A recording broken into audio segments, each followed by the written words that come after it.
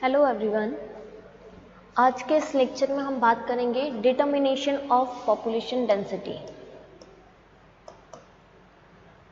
Determination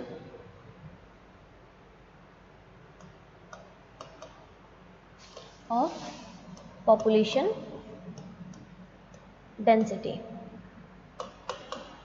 इससे पहले के जो हमारे लेक्चर्स थे उनके अंदर हमने पॉपुलेशन डेंसिटी की डेफिनेशंस देख ली थी।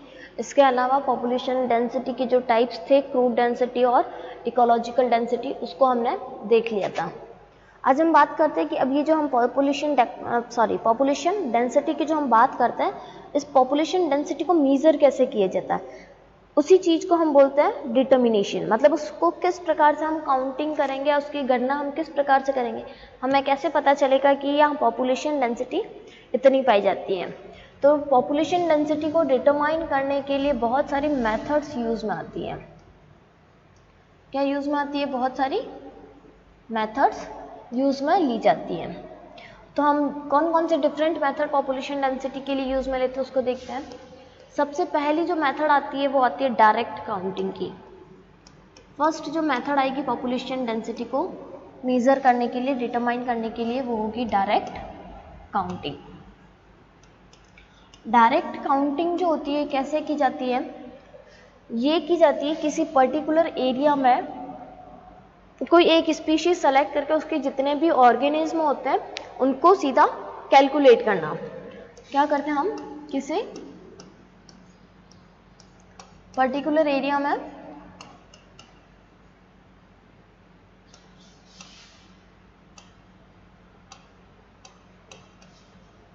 एक स्पीशीज को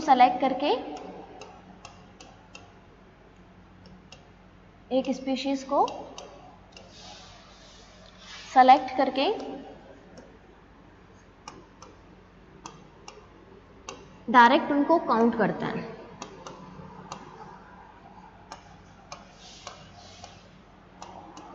डायरेक्ट उनको काउंट करते हैं। ठीक है, कैसे डायरेक्ट काउंट करते हैं? ये हमेशा काम करता है केवल और केवल लार्ज स्पीशीज के लिए।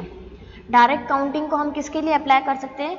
इसको केवल और केवल only apply on large species. सिर्फ लार्ज स्पीशीज के लिए ही हम इसको अप्लाई कर सकते हैं। लार्ज स्पीशीज, ठीक है। क्यों? क्योंकि हम देखते हैं कि जो स्मॉल स्पीशीज होती है उनका नंबर बहुत ज़्यादा होता है, इसलिए उनको काउंट करना मुश्किल होता है। तो हम जो लार्ज स्पीशीज होते हैं तो हम क्या करते हैं, उसमें भी एक पर्टिकुलर एरिया सेलेक्ट कर रहे हैं। सपोज कि ये हमारा एक पर्टिकुलर एरिया हो गया, ठीक है। इस एरिया के अंदर हमें काउंट करना है कि एलिफेंट जो है, एलिफेंट की कितनी पॉपुलेशन डेंसिटी है। तो एलिफेंट को हम क्या कर सकते हैं? काउंट कर सकते हैं, क्योंकि इनका नंबर ज़्यादा नहीं होता है।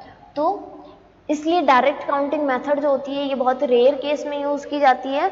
और स्पेशली जैसे कि हम बात करें, एग्जांपल देखें, तो हमें कैसे पता चलता है कि किसी वाइल्ड लाइफ सेंचुरी के अंदर कितने टाइगर है, या कितने लायन है, या कितने एलिफेंट है, कितने पैंथर है या लेपर्ड है। तो उनके लिए क्या किया जाता है? उनके लिए डायरेक्ट काउंटिंग की जाती है, क्योंकि वहाँ पे एरिया भी जो होता है वो लिमिटेड होता है, इतना ज़्यादा बड़ा कोई वाइड एरिया नहीं होता है।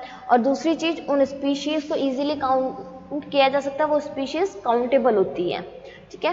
तो टाइगर हो गया, लायन हो गया, ये सारे के सारे क्या हो सकता है? ये काउंटेबल हो सकते हैं। एग्जाम्पल हम देख सकते हैं, tiger number in wild life sanctuary. तभी हम देखते हैं कि वहाँ पर इतना नंबर है, और फिर कितना इंक्रीज होता है, कितना डिक्रीज होता है, वो भी हम आसानी से पता लगा सकते हैं।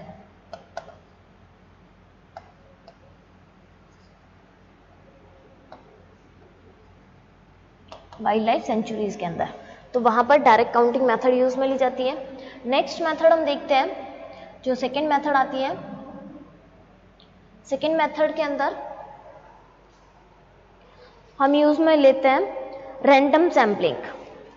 सेकेंड मेथड जो आती है हमारी, वो आती है random sampling. Random sampling. Random का मीन होता है ऐसे ही, मतलब हमें कोई चीज़ फिक्स पता नहीं होती है, ठीक है। कुछ लिमिट के लिए या कुछ टाइम के लिए हम बोल सकते हैं कि अगर किसी पॉपुलेशन डेंसिटी का अगर पता लगाना है तो हम उसका रैंडम सैम्पलिंग उसको कर सकते हैं। तो उसकी वजह से हमें पता चल जाएगा कि वहाँ पर स्पीशीज़ जो है वो कितनी है। तो ये रैंडम सैम्पलिंग जो मोस्ट ऑफ द यूज में ली जाती है जिनका नंबर ज़्यादा होता है, ठीक है। किसके लिए यूज में ली जाती है? हाई नंबर वाली स्पीशीज़ के लिए। High number species, high number species जैसे कि हम अगर बात करते हैं फिशेज़ के लिए, ठीक है। हम किसके लिए बात करते हैं? फिश के लिए बात करते हैं। तो जैसे हमने एक पर्टिकुलर रिवर या हमने पर्टिकुलर सी सेलेक्ट कर दिया। अब सी तो इतना बड़ा होता है, अब इस इतने बड़े सी के अंदर हमें सारे के सारे स्पीशीज़ तो काउंट करना मुश्किल होगा। तो उसके लिए हम क्या करेंगे? एक रैंडम सैम्पलिंग करेंगे। तो रैंडम सैम्पलिंग के लिए क्या किया जाता है कि हम इस जैसे जो जितना भी एरिया होता है उस एरिया को स्मॉल पार्टीशन के अंदर डिवाइड कर देते हैं, उसके स्मॉल पार्टीशन कर देते हैं। सपोज कि यहाँ से इस तरह से इतना इतना एरिया डिवाइड कर दिया, ठीक है। सपोज इसका एरिया जो था वो 100 किलोमीटर स्क्वायर का था, ठीक है। हमने क्या किया? इसको 10 पार्ट में डिवाइड कर दिया 10 किलोमीटर स्क्वायर के एरिया में, ठीक है। 10 किलोमीटर स्क्वायर में डिवाइड कर दिया।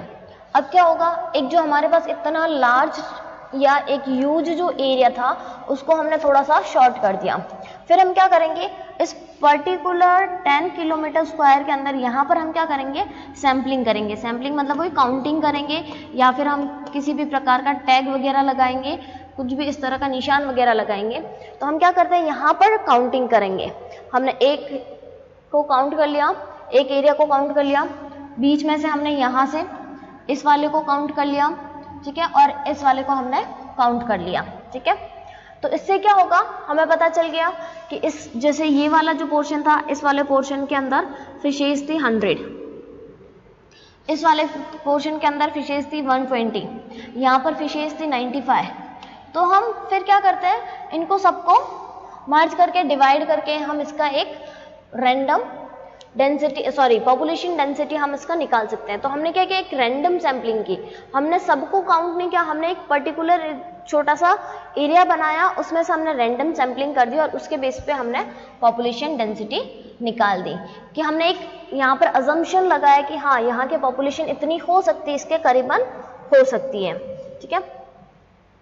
तो ये चीज़ क्या कहलाएगी? ये चीज़ कहलाती है रैंडम सैम्पलिंग, ठीक है। रैंडम सैम्पलिंग जो होती है मोस्ट ऑफ दी उन्हीं स्पीशीज के लिए यूज में ली जाती है जहां पर हायर नंबर पाया जाता है।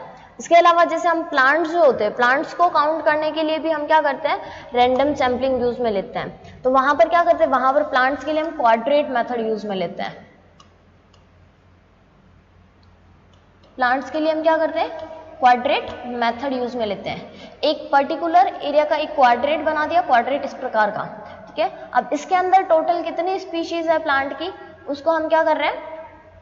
उसको हमने काउंट कर लिया और फिर उसके बेसिस पे हम टोटल क्वाड्रेट्स कितने होते हैं, तो उस बेसिस पे हम पॉपुलेशन डेंसिटी का पता लगा सकते हैं, ठीक है। तो ये होती है हमारी रैंडम सैम्पलिंग। नेक्स्ट है जो आता है method capture recapture method. Next जो मेथड आती है पॉपुलेशन डेंसिटी को निकालने के लिए वो कौन सी आएगी? Capture recapture method. ये जो कैप्चर रिकैप्चर मेथड होती है ये बहुत ही इंपॉर्टेंट मेथड होती है और इसी से क्वेश्चन हमेशा पुटअप होता है, ठीक है। तीसरी जो है ये क्या है? बहुत ही इंपॉर्टेंट मेथड है, इसको हम कैप्चर रिकैप्चर मेथड कहते हैं।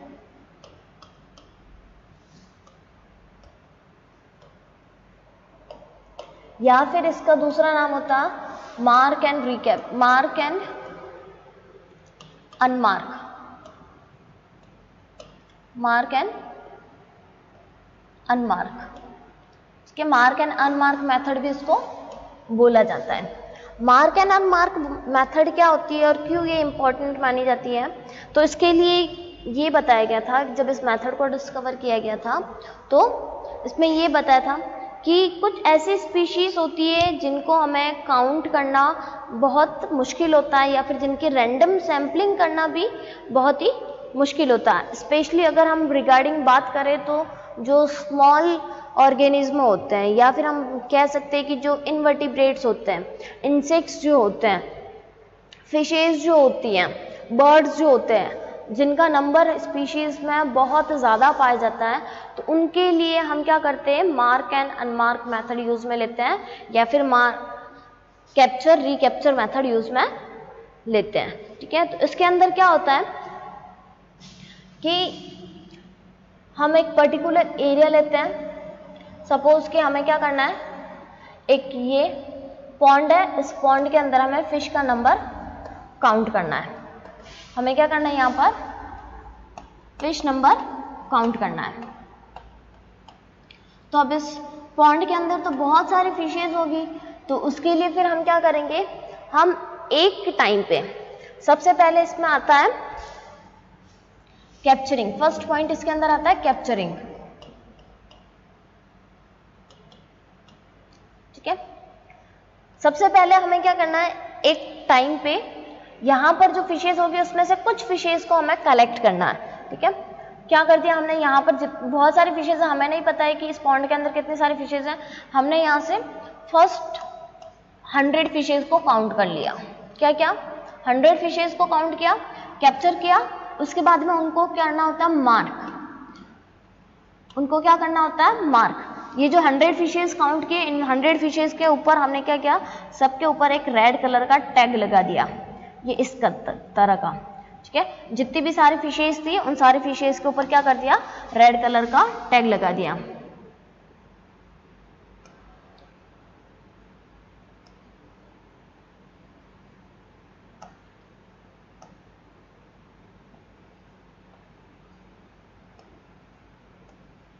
ये जितनी भी सारी फिशेज थी इन सबके ऊपर क्या आ गया, ये रेड कलर का टैग आ गया।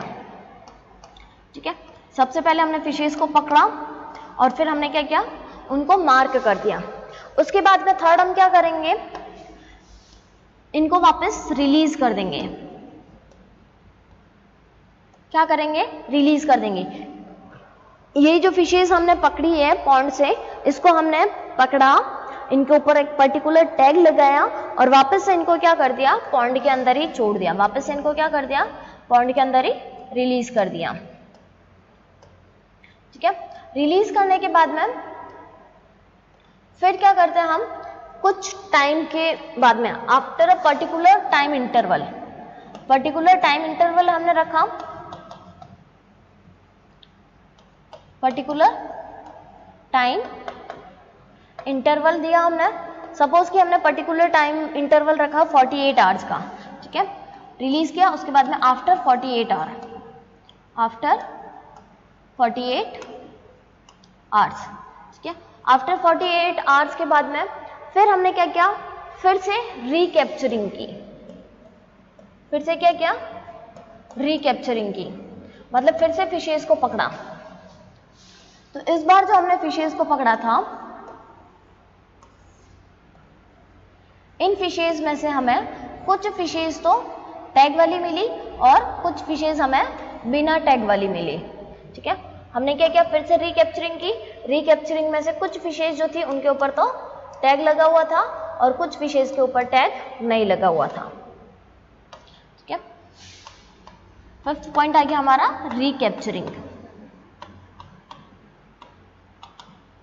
रिकैप्चरिंग में क्या हुआ, रिकैप्चरिंग में हमें ऐसी फिशेज मिली जिनके ऊपर, आधों के ऊपर टैग लगा हुआ था, आधे मतलब उनका नंबर कुछ भी हो सकता है। ठीक है, कुछ भी नंबर इनका हो सकता है। तो सेकेंड टाइम में जैसे कि हमने काउंट की, सेकेंड टाइम में भी हमने 100 स्पीशीज ही लिया।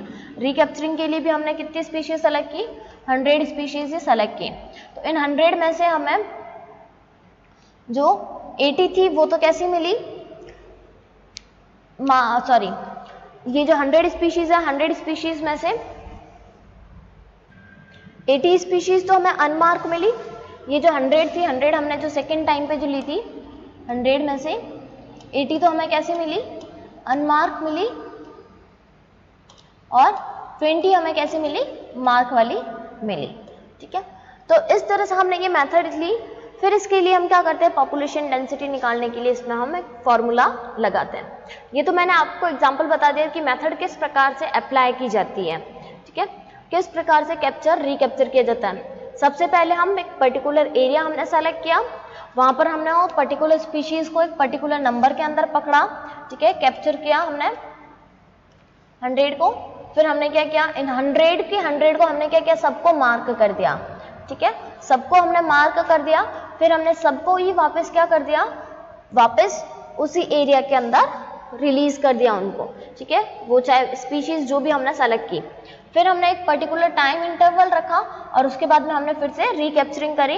रिकैप्चरिंग भी हम रैंडमली, रिकैप्चरिंग भी हम कितने भी कर सकते हैं। हमने सेम नंबर रखा रिकैप्चरिंग का, और इस रिकैप्चरिंग में हमने देखा कि जो 20 थी वो तो हमने जो पहले पकड़ी हुई थी वो ही मिली, मार्क वाली मिली, और जो 80 थी वो हमें क्या मिली, अनमार्क वाली, ठीक है। तो इससे पॉपुलेशन डेंसिटी कैसे निकालते हैं, तो इसके लिए क्या किया जाता है, एक फॉर्मूला यूज में लिया जाता है। क्या किया जाता है इसके लिए, थर्ड वाली मेथड ही चल रही है, कैप्चर रिकैप्चर वाली।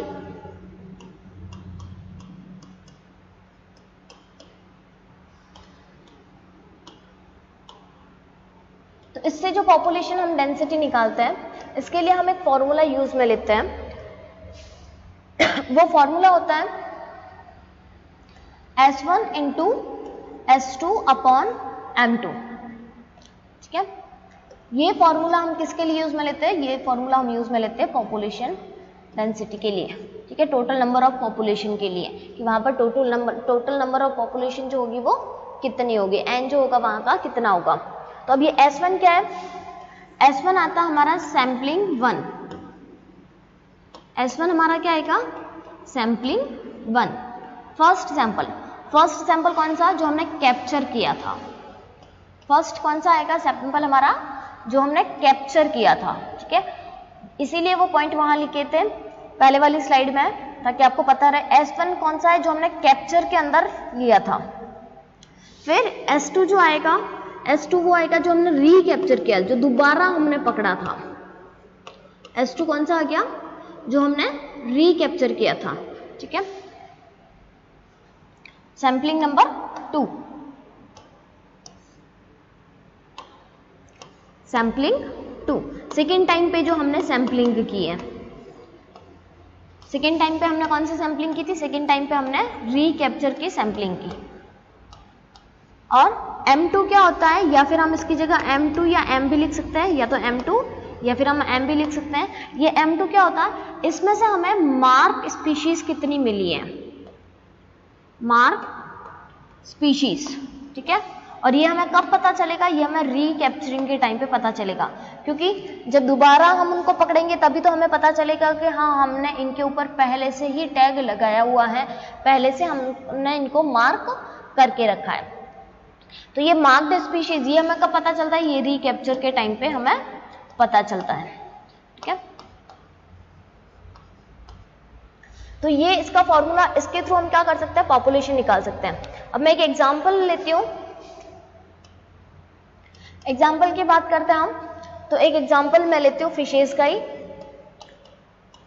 ठीक है, फिशेज इन पॉन्ड। हमें पॉन्ड के अंदर फिशेज को कैलकुलेट करना कि वहां उस पॉन्ड की पॉपुलेशन, फिशेज की डेंसिटी जो है वो कितनी है। तो उसके लिए हमने क्या किया, फर्स्ट टाइम में हमने क्या किया, सबसे पहले कैप्चरिंग की, ठीक है, या हम कैप्चर किया। हमने जो फर्स्ट टाइम में जब फिशेज को कैप्चर किया तब उसका नंबर जो था वो हमने 110 लिया। कितना लिया, 110 नंबर में हमने फिशेज को कैप्चर किया, ठीक है। इसको हमने नाम दे दिया S1। फिर सेकेंड हमने, फिर उसके बाद में हमने क्या किया, उनको टैग किया, और टैग करने के बाद में हमने उनको क्या किया, रिलीज कर दिया। सेकेंड हमने उनको टैग किया, सबको मार्क किया, टैग किया या फिर मार्क करना, सबको किया, ऑल को हमने उनको क्या किया, फिर से रिलीज कर दिया।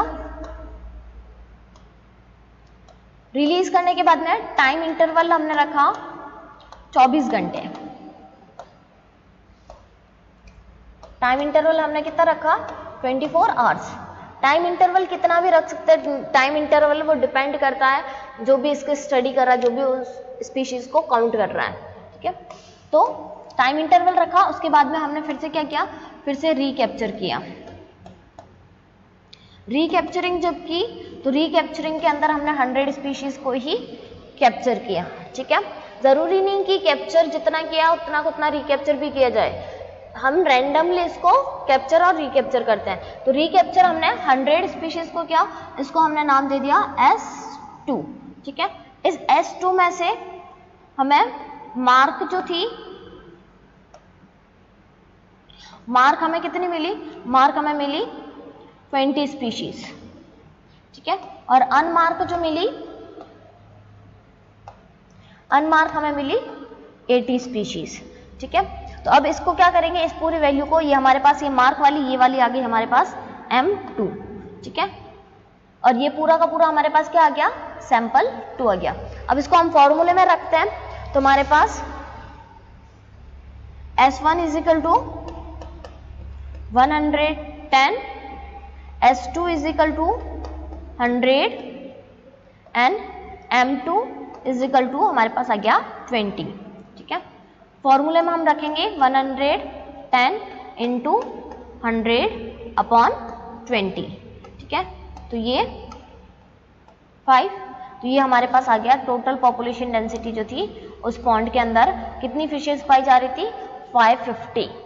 टोटल कितनी फिशेज पाई जा रही थी वहां पर, 550 फिशेज जो है वो उस पॉन्ड के अंदर हमें देखने को मिलती है। तो ये होती है कैप्चर रीकैप्चर मेथड। इसके ऊपर कभी कभी शॉर्ट न्यूमेरिकल क्वेश्चन भी पूछ लिए जाते हैं, नहीं तो आगे कॉम्पिटिटिव एग्जाम जो होते हैं उनके अंदर तो क्वेश्चन पूछे ही जाते हैं, इसलिए ये मेथड बहुत ही इंपॉर्टेंट मानी जाती है। और ये फॉर्मूला जो होता है, ये फॉर्मूला बहुत ही इंपॉर्टेंट माना जाता है। कभी कभी क्या होता है कि शॉर्ट क्वेश्चन के अंदर, जैसे बी सेक्शन के अंदर अगर ये मेथड दी और इसमें अगर कोई एग्जाम्पल दिया है, तो उस टाइम पे वो रीकैप्चरिंग के अंदर सीधा S2 सैंपल नहीं दे करके वो ये बता देते हैं कि जो दोबारा जो रीकैप्चरिंग करी है, उस दोबारा रीकैप्चरिंग के अंदर उन्होंने ये नहीं बोला कि टोटल कितने रीकैप्चर किए हैं। कभी कभी क्या होता है, क्वेश्चन के अंदर ऐसा बोल दिया जाता है कि कैप्चर तो हमने 100 किया है, लेकिन रीकैप्चर कितना किया है उसका नंबर नहीं दिया जाता। उसमें सीधा यही दिया जाता है कि जो सेकेंड टाइम पे रीकैप्चर किया उसमें से मार्क स्पीशीज हमें देखने को मिली 20 और अनमार्क स्पीशीज हमें देखने को मिली 80, ओके। तो अब हमें क्या करना है, यहाँ पर इस पॉपुलेशन डेंसिटी को निकालना, पॉपुलेशन का नंबर निकालना है। तो जो S2 होता है, S2 को हम मेजर करते हैं मार्क प्लस अनमार्क से। कितनी स्पीशीज मार्क वाली मिली है और कितनी स्पीशीज अनमार्क वाली मिली है, तो उससे हमारा क्या हो जाएगा, उससे हमारा S2 निकल जाएगा। तो कभी कभी अगर क्वेश्चन में ऐसा भी दे रखा होता है कि रीकैप्चर में मार्क कितने मिले और अनमार्क कितने मिले, तो जब हम इन दोनों को काउंट करेंगे S2 निकालने के लिए हम क्या करेंगे, मार्क प्लस अनमार्क करेंगे, मार्क प्लस अनमार्क करेंगे। तो मार्क हमारा कितना हो गया, ये हो गया 20 प्लस अनमार्क हो गया हमारा 80। तो जो हमारा S2 होगा वो S2 हमारे पास आ जाएगा 100, ठीक है। तो ये डिपेंड करता है क्वेश्चन के ऊपर। तो ये हमारी हो गई कैप्चर रीकैप्चर मेथड, ठीक है। इसके अलावा आता है sample plot method. Sample plot method और एक मेथड आती है पीटरसन की मेथड, ठीक है।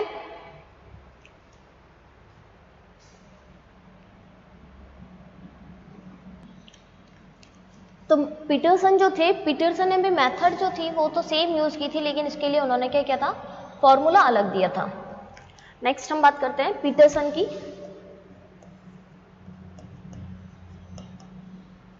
पीटरसन मेथड जो थी वो क्या थी, सेम थी, same as mark and unmark या कैप्चर एंड रीकैप्चर हम बोल सकते हैं, मार्क एंड अनमार्क मेथड, ठीक है। सेम मेथड थी मार्क एंड अनमार्क मेथड की तरह। तो ये method mark and unmark method के जैसे ही है, बस इन्होंने क्या किया, फॉर्मूला अलग लगाया। हमने मार्क एंड अनमार्क मेथड के अंदर हमने क्या देखा था, S1 इंटू S2 किया था और नीचे अपन ने M2 किया था। इन्होंने जो फॉर्मूला लगाया इनकी मेथड के अंदर, वो इन्होंने दो फॉर्मूले बताए थे पॉपुलेशन डेंसिटी निकालने के लिए। पहला जो फॉर्मूला बताया इसमें इन्होंने क्या किया, M2/S2 किया, ठीक है, M2/S2। अब हमें M2 भी पता है कि M2 क्या होता है, मार्क की हुई, और S2 भी पता है कि जो हम रिकैप्चर के टाइम पे निकालेंगे, ठीक है। हम एग्जाम्पल हमारा पहले वाले ही लेते हैं, तो हमने पहले वाले के लिए हम यहाँ पर लिख देते हैं S1 हमारा कितना था 110, S2 हमारा था 100, और इसमें से M2 जो हमारा था वो था हमारा 20, ठीक है। तो हम इसी को ही लेते हैं। M2 हमारा यहाँ पर क्या किया, इन्होंने दो फॉर्मूले दिए पॉपुलेशन डेंसिटी के लिए। पहला फॉर्मूला M2/S2, तो पहला फॉर्मूला के अकॉर्डिंग हम निकाल देते हैं उसकी पॉपुलेशन की कितनी आएगी, 20/S2 हमारा था 100, ओके। तो इसको हम सॉल्व करता है तो ये आता है 0.2, ठीक है, कितना आएगा 0.2 आएगा, ठीक है। तो 0.2 आ गया। अब हमें पॉपुलेशन डेंसिटी निकालनी है, तो सेकेंड फॉर्मूला के अंदर इन्होंने क्या किया, सेकेंड के अंदर इन्होंने क्या किया, ये जो हमारी वैल्यू आई है, ठीक है, उसको है ना इस वैल्यू S1 के नीचे की तरफ रख दिया। इस वैल्यू को सपोज हम नाम दे देते हैं, ये वैल्यू जो हमारा रेशियो आया, ठीक है, ये क्या निकाला इन्होंने, पहले इन्होंने निकाला रेशियो पॉपुलेशन डेंसिटी रेशियो, ठीक है। तो ये जो पॉपुलेशन डेंसिटी रेशियो जो आया, इसको सपोज हम नाम दे देते R से, तो इसको क्या किया S1 से डिवाइड कर दिया। सेकेंड इन्होंने फॉर्मूला दिया S1/R1, S1 हमारे पास कितना था 110, और सेकेंड जो था R हमारे पास कितना आया 0.2, और जब हम इसको सॉल्व करेंगे तो भी हमारा रिजल्ट जो आएगा वो हमारे पास रिजल्ट आएगा 550, ठीक है।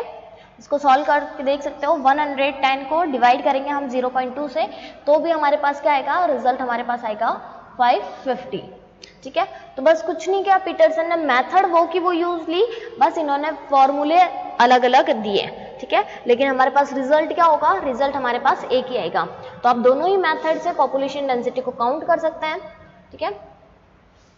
अगर आप पीटरसन मेथड से अगर पूछा जाए तो पीटरसन मेथड से हमें ये फॉर्मूला यूज करना है, पहला आएगा M2/S2 निकालना, फिर S1 अपॉन हम R कर सकते हैं, ठीक है। इससे हमारा जो पॉपुलेशन डेंसिटी होगा वो आ जाएगा। तो ये क्या होगा, दोनों का पॉपुलेशन डेंसिटी तो हमारा सेम ही आया है। डिपेंड करता है कि क्वेश्चन में कौन सी मेथड पूछी गई है। मोस्ट ऑफ दी जो पूछी जाती है वो कैप्चर रिकैप्चर पूछी जाती है। अगर कभी पीटरसन वाली भी पूछी जाती है तो हम ये इन दोनों फॉर्मूलों को यूज करके पॉपुलेशन डेंसिटी निकाल सकते हैं, ओके। फिर आती है एक और मेथड जिसको हम बोलते हैं प्लॉट मेथड, जिसको हम क्या बोलेंगे, प्लॉट मेथड, ठीक है। ये प्लॉट मेथड जो होती है ये as it is quadrate method, इसको हम क्वाड्रेट मेथड भी बोल सकते हैं। क्या बोल सकते हैं, क्वाड्रेट मेथड भी हम बोल सकते हैं, ठीक है। क्वाड्रेट मेथड जैसे होती है कि हमने क्या किया, अलग अलग क्वाड्रेट बनाया और उस क्वाड्रेट के अंदर हम फिर पॉपुलेशन डेंसिटी को काउंट करते हैं। तो ये यहाँ पर हमारी पॉपुलेशन डेंसिटी को काउंट करने के लिए सारी की सारी मेथड्स हो गई, जिसमें से मोस्ट एक्सेप्टेबल हम बोल सकते हैं वो हमारी जो मेथड आती है वो आती है कैप्चर रिकैप्चर मेथड, ठीक है। इसके अलावा भी आप ये सारी की सारी मेथड याद रख सकते हैं। नेक्स्ट लेक्चर के अंदर हम इसके जो फैक्टर्स होंगे पॉपुलेशन डेंसिटी के उनको डील करेंगे। Thank you.